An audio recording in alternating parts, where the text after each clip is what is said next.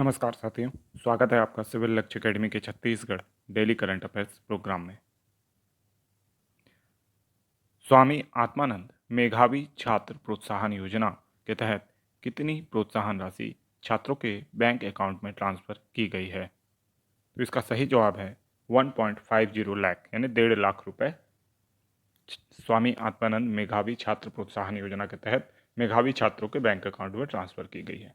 इसके अलावा हाल ही में मुख्यमंत्री जी ने छात्रों के विशेष अनुरोध पर उन्हें जितने भी टॉपर्स हमारे राज्य के 10वीं 12वीं में रहे हैं उन्हें हेलीकॉप्टर राइड के लिए आमंत्रित किया था, जिसमें छात्र छात्राओं ने बढ़ चढ़ कर हिस्सा लिया है ना। तो ये भी एक बहुत ही अच्छा इनिशिएटिव है जो छात्रों को पढ़ाई के प्रति और अधिक जागरूक करेगा। ठीक है। और स्वामी आत्मानंद मेधावी छात्र प्रोत्साहन योजना बहुत ज़्यादा इंपॉर्टेंट है आपके एग्जाम के लिए। ठीक है। नेक्स्ट क्वेश्चन है, पौधरोपण की रस्म किस त्योहार में जोड़ी जाएंगी? तो इसका सही जवाब है बस्तर दशहरा। तो पौधरोपण की रस्म बस्तर दशहरा त्यौहार में जोड़ी जाएगी। अब ऐसा क्यों किया जा रहा है कि एक रस्म के रूप में बस्तर दशहरा में पौधरोपण को जोड़ा जा रहा है? तो ये कहीं ना कहीं पर्यावरण संरक्षण को लेकर जागरूकता है। बस्तर में जिन गांवों से जो लकड़ियां साल वन की लकड़ियां काटी जाती थी, साल वृक्ष काटे जाते थे, बस्तर के दशहरा में निर्मित रथों के लिए वहाँ धीरे धीरे जो साल वृक्ष है उनकी कमी होती गई और एक समय ऐसा आया कि उन गांवों में लकड़ियां बची ही नहीं। तब ग्रामवासी और आदिवासियों को ये समझ में आया कि हमारे पर्यावरण को इस एक आयोजन से क्षति पहुंच रही है जिसकी पूर्ति भी आवश्यक है। ठीक है। तो इस तरीके से इन्होंने अपनी संस्कृति में बदलाव करने की योजना बनाई है, जिसमें जो जिला प्रशासन है, जो एनजीओज़ हैं, उन्होंने भी ये यानी सहयोग इसमें प्रदान किया है और आदिवासियों को जागरूक किया है और वो भी इस बदलाव के लिए और इस नई रस्म को जोड़ने के लिए बिल्कुल तैयार हैं। और इसी को बोलते हैं एक प्रोग्रेसिव कम्युनिटी, है ना।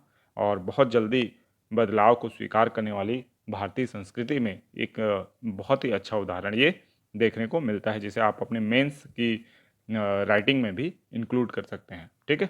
तो इसको याद रखना है। तो किस ग्राम में इसे ऐड किया जाएगा ये आपको बताना है। तो अगर आप सुन रहे हैं तो इसे कमेंट बॉक्स में लिख सकते हैं। वैसे ये गांव है मार्केल ग्राम। ठीक है। तो मार्केल ग्राम में इसकी शुरुआत की जाएगी पौधरोपण की रस्म की। ठीक है। नेक्स्ट क्वेश्चन है, छत्तीसगढ़ में एग्री कार्निवाल 2022 कब से कब तक चलेगा? तो इसका सही जवाब है 14 से 18 अक्टूबर 2022 तक। तो छत्तीसगढ़ में एग्री कार्निवाल 14 अक्टूबर से 18 अक्टूबर 2022 तक चलेगा। इसको याद रखना है आपको। रायपुर में इसका जनरली आयोजन होता है। ठीक है। एग्री कार्निवाल के माध्यम से जो भी किसानों से संबंधित सीड्स हैं, है ना, खाद्य पदार्थ हैं, आपके उर्वरक हैं, इन सब चीज़ों का पूरा सेट रहता है, मशीनरीज का सेट रहता है। तो एग्री कार्निवाल को आपको याद रखना है।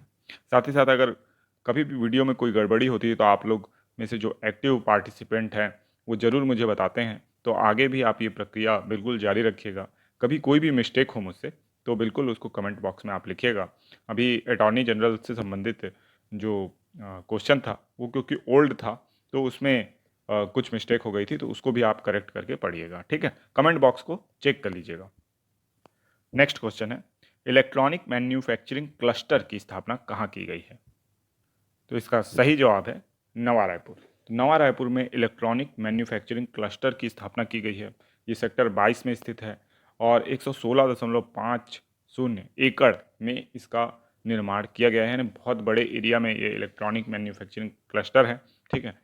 तो इलेक्ट्रॉनिक सामान जितने भी हैं उनके मैन्युफैक्चरिंग को बढ़ावा देने के लिए ये कार्य किया जा रहा है। आपको पता हो कि मैन्युफैक्चरिंग जैसे जैसे किसी क्षेत्र में बढ़ती है, रोजगार बहुत तेज़ी से बढ़ता है और रोजगार के मामले में छत्तीसगढ़ की हालांकि औरों से बेहतर स्थिति है, लेकिन जिस आंकड़े को बताया जाता है शायद उतनी ना हो। ठीक है। तो इसको याद रखना है, इलेक्ट्रॉनिक मैन्युफैक्चरिंग क्लस्टर नया रायपुर में स्थापित है। नेक्स्ट क्वेश्चन है, पंकज आडवाणी ने बिलियर्ड्स में कितनी बार विश्व खिताब जीता है? तो इसका सही जवाब है 25 बार। तो पंकज आडवाणी ने बिलियर्ड्स में 25 बार विश्व खिताब जीता है। ठीक है। अब ये जो विश्व खिताब होता है ये विश्व चैंपियनशिप से अलग होता है। ठीक है। ये याद रखिएगा। तो 25 बार विश्व खिताब जीता है, जबकि 17वीं बार उन्होंने विश्व चैंपियनशिप भी अपने नाम की है।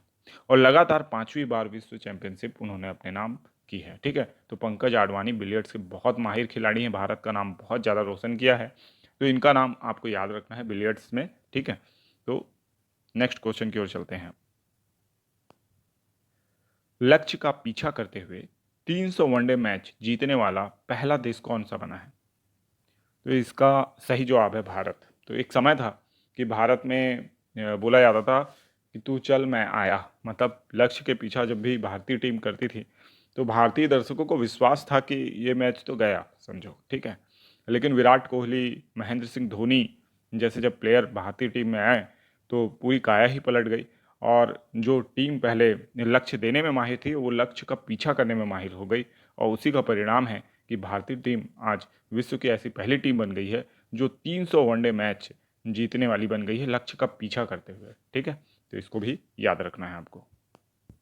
नेक्स्ट क्वेश्चन है, 37वां राष्ट्रीय खेल का आयोजन कहाँ होगा? गोवा, गुजरात, मध्य प्रदेश या राजस्थान? तो इसका जवाब आपको देना है। 36वां राष्ट्रीय खेल अभी गुजरात में अहमदाबाद वगैरह में चल रहा था, जिसमें भारतीय जो हमारी छत्तीसगढ़ की टीम है उसने बहुत अच्छा प्रदर्शन किया है और बहुत से पदक उसने हासिल किए हैं। ठीक है, जिसके ऊपर एक अलग वीडियो हम बनाएंगे। तो 37वां राष्ट्रीय खेल का आयोजन कहाँ हुआ है, इसका जवाब आपको कमेंट बॉक्स में देना है। पहला प्रश्न है, छत्तीसगढ़ पर्यटन मंडल ने किसके साथ छत्तीसगढ़ में पर्यटन को बढ़ावा देने के लिए एमओयू साइन किया है? तो इसका सही जवाब है आईआरसीटीसी। तो आईआरसीटीसी के साथ छत्तीसगढ़ ने पर्यटन के लिए एमओयू साइन किया है। अब आपको पता हो कि आईआरसीटीसी जो है वो केवल कैटरिंग का काम नहीं करता बल्कि पर्यटन का भी काम करता है। इसके अलावा उसके अपने होटल्स भी हैं। ठीक है, इसके अलावा क्रूज़ और एयरलाइंस टिकट के क्षेत्र में भी वो काम करता है और पूरा पैकेज पर्यटन का वो उपलब्ध कराता है।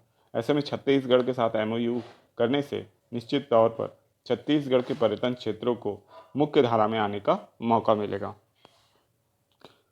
नेक्स्ट क्वेश्चन है, आयुष्मान भारत डिजिटल मिशन में देश भर से सबसे ज़्यादा शासकीय अस्पतालों का पंजीकृत करने वाला राज्य कौन सा है? तो इसका सही जवाब है हमारा राज्य छत्तीसगढ़, जो सबसे ज़्यादा शासकीय अस्पतालों को आयुष्मान भारत के तहत पंजीकृत किया है। ठीक है, तो इसको याद रखिएगा। इसके लिए छत्तीसगढ़ को एक विशेष अवार्ड भी मिला है, उस अवार्ड का नाम भी आपको याद रखना है, जो कि है आयुष्मान उत्कृष्टता पुरस्कार। ठीक है, तो इसको भी याद रखिएगा। पर्यटन मंडल ने वाटर एडवेंचर से जुड़ी गतिविधियों के लिए राज्य के कितने जलाशयों का चयन किया है? तो इसका सही जवाब है 9 जलाशयों का। तो राज्य भर में 9 जलाशयों का चयन किया गया है जहां वाटर स्पोर्ट्स और एडवेंचर से जुड़ी गतिविधियों का संचालन किया जाएगा, ताकि जो पर्यटक हैं उनको इस क्षेत्र की ओर आकर्षित किया जा सके। ठीक है, तो इसको याद रखना है। नेक्स्ट क्वेश्चन है, छत्तीसगढ़ में डिजिटल डोर नंबर लगाने की शुरुआत कहाँ से की गई है? इसका सही जवाब है रायपुर से। तो रायपुर से छत्तीसगढ़ में डिजिटल डोर नंबर लगाने की शुरुआत की गई है, तो इसको भी याद रखिएगा। नेक्स्ट क्वेश्चन है, छत्तीसगढ़ पर्यटन मंडल का प्रतीक चिन्ह किसे बनाया गया है?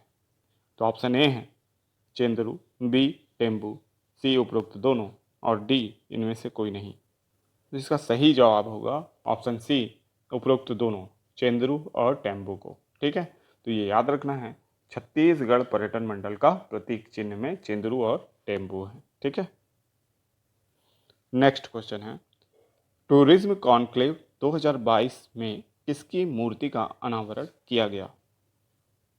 तो इसका सही जवाब है चेंदरू मंडावी। तो चेंदरू मंडावी की मूर्ति का अनावरण टूरिज्म कॉन्क्लेव 2022 के दौरान छत्तीसगढ़ में किया गया है। ठीक है, नेक्स्ट क्वेश्चन है, इस वर्ष दादा साहब फाल्के पुरस्कार से नवाजा जाएगा? तो इसका सही जवाब है आशा पारेख को। तो दादा साहब फाल्के पुरस्कार से आशा पारेख को नवाजा जाएगा। ये लाइफ टाइम अचीवमेंट पुरस्कार होगा। ठीक है, तो इसको याद रखिएगा।